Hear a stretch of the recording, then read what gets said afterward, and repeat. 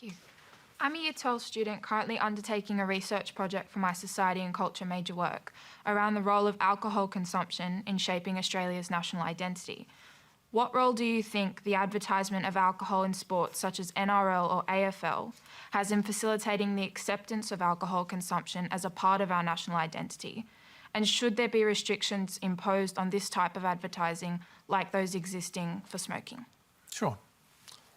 Well, that's a very good question, and inherent in that question is the answer. I think yes. I think that's going to be the way it goes, I think. You've been on a big journey across Australia, effectively investigating for a new documentary Australia's relationship with booze. Yeah, because I had no idea. I mean, Explain why. Well,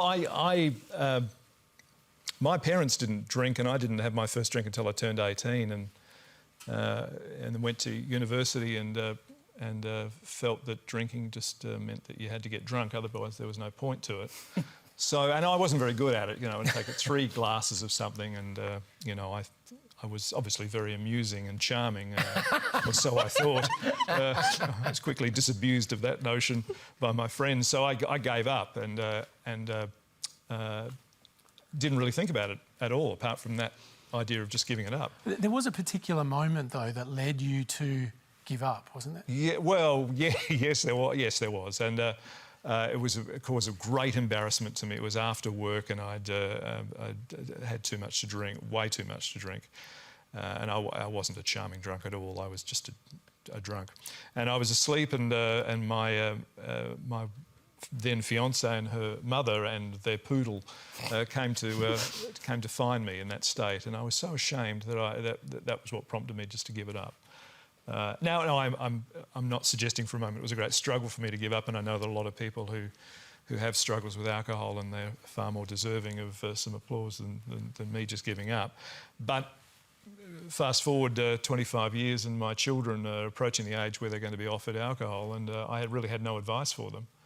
So I thought, why is it a thing? Why do people drink at all? It seems like a strange foreign country to me. So I decided to, rather than give my children advice, I would actually go around and make a documentary and make them watch it. And you went to, of all places, a B&S ball. Let's take a look. Everywhere I look, B&S Ball virgins who aren't me are undergoing various induction rituals, which principally involve downing as much alcohol from as many receptacles as possible in the shortest space of time. You want to do one? No, I couldn't really. Thank you, though. How many standard drinks would that be, I wonder? It's about 1.1, 1.2. In a shoe? Yeah. At a B&S, everyone looks after their mates. If my mate was drinking and he was throwing up, mate, I'd put him to bed. The crowd got any noise? Remember those days when we could get together in a group and enjoy ourselves, apparently? But I wonder whether alcohol may go the way of tobacco in terms of, you know, pictures of cirrhosed livers on labels and things like that, because one of the big takeaways for me as a result of making this documentary, and I wasn't aware of it, maybe I was naive, is that alcohol's a Class 1 carcinogen, and I wasn't aware of that. It's pretty dangerous. Terri, it's not just the sporting codes, it's governments as well that rely on dollars flowing in from the alcohol companies. Do you think we need to have a look at the structures around this, the things that are leading so many of us to drink to excess? Well, it's something that the Australian Institute of Health and Wellbeing and Welfare has looked at, and particularly recently, given the COVID lockdown, isolation, social distancing that everyone's been through, there's some evidence that there has been a spike in alcohol use, and that's not really surprising when you look at what are the risk factors for people to drink more. For women, it's having childcare responsibilities. For men, it's the loss of a job, and for everyone, it's stress, and that pretty much describes the most recent several months we've just been through. So it's not surprising that there has been an increase in drinking in some households. The conservative estimates say about 20% of households have had more alcohol use. So I think that there is right now, in the context of the COVID recovery, hopefully there'll be a COVID recovery pretty soon. We all have talked already tonight about how difficult it is to look into a crystal ball and see what happens with COVID. But in the context of coming out of it, I think we do need to think about what that has meant for us, the additional reliance on alcohol through that period, but come to grips more broadly with our drinking culture that we have. And I'm looking forward to seeing the documentary to see a bit more about it. Politics is pretty boozy though, isn't it, Christopher Pyne? Yes, it is. And I'm not a teetotaler, and nor am I a wowser. And I actually enjoy alcohol, but I enjoy it with meals. I enjoy it with eating, and I think it really... Book launches, I know your book launch event in Canberra is called Wine with Pyne. Wine with Pyne. A mixer with the fixer. For the Insider. On Tuesday night, tomorrow night, Annabelle Crabb and I are launching the Insider in Canberra, that's correct, with Canberra Writers Festival. So I think alcohol should be enjoyed. I think it should be enjoyed with meals and restaurants and cafes. And Are we too dependent on it, I though, think as the a problem society? with alcohol is when you drink it to ridiculous excess. I haven't seen any statistics that suggest that alcoholism is worse in Australia more recently than the last several decades. We are a high alcohol consumption country. I think Germany is higher. And obviously you'll find if you travel into things like B&S's, you're going to find a lot of people drinking totally inappropriately. Well, per head since the 70s, it's gone down, but oddly enough, per head for women, it's gone up. Is that right? Yeah. And during COVID, I think 26% of Australians said they've upped their intake by more than 5 drinks a week, which is a pretty significant amount. I wonder if it wasn't as accessible, because you can obviously get your boxes delivered now and there's no human interaction, whereas maybe as recently as 5 or 6 years ago you would actually have to pop down to the shop and physically present yourself. And I think people were busier before COVID. Like, if I was at work and I'm driving home at 5 o'clock and I get home at 6 o'clock or whatever it might be, then you're not drinking until 6:30, 7 o'clock. Being at home for COVID, my wife and I would have a drink late in the afternoon at 5:30 or 5 o'clock or 6 o'clock when we wouldn't normally have ever done that before. What would you have? Gin and tonic. Gin and tonic? With lemon and lime. Yeah.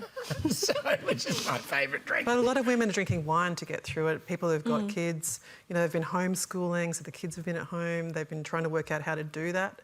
They've had the stress of whether the household income is going to drop, or it already has dropped for a lot of people. I think So you're right people about are the time getting a bit muddy too, because there are times when is today Saturday, is today Thursday? And I don't think we should be so judgy about it. And I think, I don't think that we'll end up with alcohol being treated the same way as cigarettes and tobacco, because you can have 1 or 2 glasses of wine and not actually damage your health. But you can't smoke without damaging your health. So... But I think that's the evidence for alcohol now, isn't it? That there's no real benefit to drinking, that it is only... Well, if you like drinking a glass of white wine with your meal, like with your schnitzel... Shardy with some ice. There's some new guidelines coming out. Very stressful. There are some Or new a glass of guidelines, red with though. a steak. I mean, I do. But Christopher, I'm so sorry about it.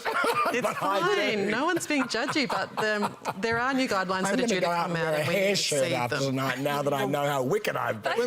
For enjoying a glass of red wine. When we were talking about COVID and how stressful it is, I think when it started, I was thinking, like, I'm going to do yoga every day, I'm going to go for a walk, I'm going to be I so lost 7 kilos hot. during COVID. Yeah, but then you get to week 3 and you're so bored and it's 5 o'clock, so you just go to the fridge and You know what I have a did? The glass first of month, I looked bored. like a Teletubby after the first month, because I kept going to the kitchen and constantly eating. Yes. Right? Yeah. And if I put a onesie on, I would have looked like one of those Teletubbies. So I thought, this has got to stop. What do you mean? So then What I do you mean? stopped. What do you mean if you put a one? Terry's point is interesting, because when we were making the documentary, there was some debate about the silhouette of the pregnant woman on the back of a wine bottle, and I think that exists now, but there was some question as to whether there should be text, and the alcohol industry was reluctant to agree to the text saying warning. But I think there should be for pregnant women a warning. Yes, that's right. But I think the worry was that the text would take up more of the label, and obviously the label is a very, very important thing on a wine bottle, because it evokes and unborn children aren't. What's that? And unborn children aren't. Yeah. So I'm not sure what the result of that particular to and fro was. I don't know what the outcome of the labelling issue is, but the general question of what is safe drinking is actually under investigation at the moment. The National Health and Medical Research Council, which you're well aware of course, had some guidelines put out for consultation, and they're expected to be finalised. So what we actually need, I think, right now is for the current government to crack the whip on that and make sure that people do have the most up-to-date information, particularly when I think it's pretty clear that drinking has become a bit more prevalent. And it's not judgy. It's not about how dare you have a drink wagging a finger. I was the Prime Secretary for Health with responsibility for alcohol, drugs and tobacco. And So I was quite across this alcohol issue when they put the pregnant women picture on the labels. In fact, I put the hideous photographs on cigarette packets, right? So I think people should have as much information as possible about what they're doing. And obviously we want to discourage everybody from problem drinking, no, clearly. But I also don't think we want to start a campaign against alcohol as though it's somehow inherently evil. But for pregnant women, it's obviously something they shouldn't be encouraged to be drinking alcohol, and there should be proper warnings on the bottle. And there should be an education campaign. There should be an A lot of the education people I spoke to when making the documentary didn't know of the link between breast cancer and drinking. And remember, in the 50s and 60s and 70s, when we were young, Yeah. we went to university. I should inform everybody that they went to the same university, and there was overlap, I believe. There was, by a year, that's right. But women used to smoke while they were pregnant without even thinking twice about it. And look, happily, we've now managed to get education to the point where I don't think you hardly ever see pregnant women smoking. But there is in our youth, they were smoking like trains. There is a big difference, though, because smoking cigarettes, I mean, you might get addicted to nicotine, but not each succeeding cigarette doesn't muddy your brain in the way that alcohol does. I mean, you might But promise... it's not very good for your fetus. Well, it's not very good for your fetus, but you might promise yourself, I'll only have 3 drinks, but each succeeding drink makes that promise less likely. You're less likely to stick to it. It kind of takes away your reason a little bit, unlike tobacco. Smoking. Yeah. So it has to be, you have to approach it a bit differently, don't you?